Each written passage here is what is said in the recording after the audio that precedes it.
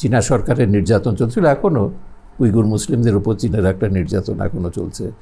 এবং এইটা ওরা অবশ্য দেখাতে খুব একটা আগ্রহী ছিল না, কিন্তু আমার জেদ চেপে গেছিলো। আমি বললাম না, আমি এসেছি মুসলমানদের অবস্থা দেখো চীনে। ভ্রমণের ব্যাপারে আমার কাছে আমার প্রেফারেন্স যেগুলো, যে সাধারণভাবে যেগুলো ভারতে গেলে সবার প্রথম এসে থাকে না, তাজমহল দেখা, তারপর অজন্তা ইলোরা, এভাবে যে ঐতিহাসিক জায়গাগুলো। আমার কাছে কিন্তু অদ্ভুত কতগুলো জায়গা, আমি বলি যে কোনো দেশেই যাই, ওই বিখ্যাত ভ্রমণের স্পটগুলো দেখার চেয়ে অদ্ভুত কিছু যেখানে মানুষ যায় না কিন্তু বিচিত্র সব অভিজ্ঞতা, সেই সব সংগ্রহ করা বা সেই সব দেশের মানুষ দেখা, এটা আমার কাছে অনেক বেশি গুরুত্বপূর্ণ মনে আমার জন্যে। তো ওই যে চীন, যেমন চীনে কয়েকবার আমি গেছি, তো চীনে তো বেশিরভাগ এগুলো অফিসিয়াল ট্যুর, যেটা সরকারের আমন্ত্রণ জানাচ্ছে, তাদের আইটিনারি প্রথমে ধরিয়ে দেবে, যে ইয়ে থাকবে সেখানে গাইডের মতন, যে প্রথমে চীনের প্রাচীর, গ্রেট ওয়াল থাকবে, তারপর তার প্যালেস থাকবে, এগুলো হচ্ছে। আমি বললো যে কি এগুলো সব বাদ দাও, এগুলো একবার দেখেছে আমার দ্বিতীয়। তো গতবার আমি যখন গেলাম শেষবার, বললাম আমি চীনের মুসলমানদের অবস্থা দেখতে চাই একটু। তো সেটার জন্য জায়গা ঠিক করলাম, সেটা হচ্ছে একটা সিংকিয়াং, যেটা নিয়ে গন্ডগোল হচ্ছে, আর নিংশিয়া, এই দুটো হচ্ছে মুসলমান প্রধান তাদের অটোনোমাস রিজিয়ন।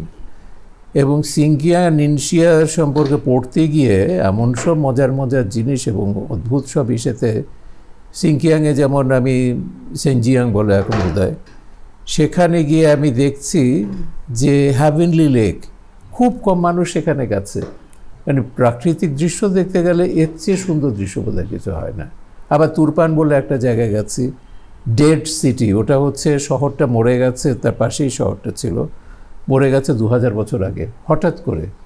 ওটা একটা মালভূমির মতন, চারপাশে নদী ছিল, হঠাৎ করে ভূমিকম্পের নদী শুকিয়ে গেছে এবং ওভারনাইট সমস্ত মানুষ শহর ছেড়ে চলে গেছে। কিন্তু ওই যে পাথরের ঘর বা বালির ঘর, শক্ত বালি, এগুলো পাথরের মতনই ঘর বাড়িগুলো সব ওরকমই আছে, থালা বাসনগুলো সব ওইভাবে রয়ে গেছে, যে মানুষ এক কাপড়ে চলে গেছে শহর থেকে বেরিয়ে। পুরো একটা শহর মৃত, একটা মানুষেই। সেই শহরে আমি একা হাঁটছি, ঘুরছি, আমার সঙ্গে আমার দোভাষী ছিল, প্রোটোকল অফিসার ছিল, ওরা অনেক ছবি টবি তুলেছে।